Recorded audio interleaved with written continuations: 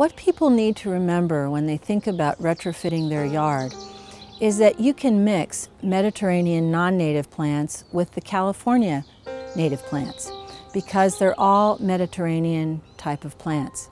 That means they're plants that are adapted to cool, wet winters and hot, dry summers. Here in this yard, there were these beautiful cacti that aren't native, but that absolutely had to be saved because they're gorgeous.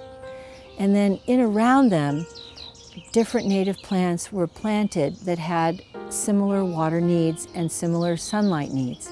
And that's how this beautiful mix of native and non-native was achieved.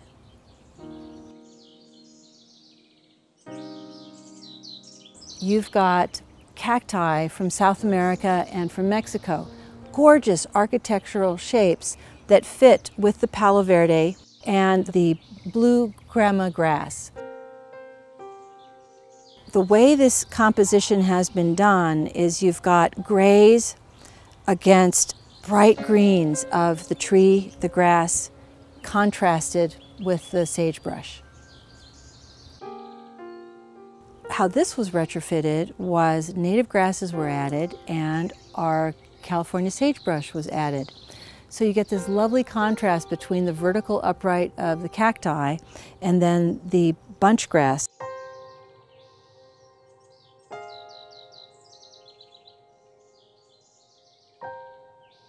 Here we have a Cleveland sage and a snow flurry ceanothus. These are two great plants that are native, low water use, that will bring in lots of pollinators and birds to the conventional edible garden that's right here. In this garden are tomatoes, bell peppers, there are artichokes, a lemon tree right there. And the reason why these all work so well together is because the native plants, the sage and the others around, bring in the native pollinators that help you get a higher yield on your edibles. The native plants also bring in more birds, and those birds are going to perform natural pest control on your edibles. So when you retrofit your yard to be responsible with your water use, you can have the authentic nature of place that includes things like lilac, buckwheat, sage, toyon, all sorts of native plants that can give you a beautiful yard that's soft and lovely looking. You get support for the ecosystem and you still get horticultural beauty in your garden.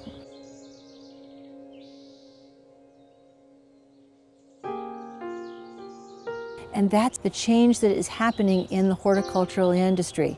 They're shifting to natives because they realize that we need to support healthy functioning ecosystems and save water while having gorgeous gardens.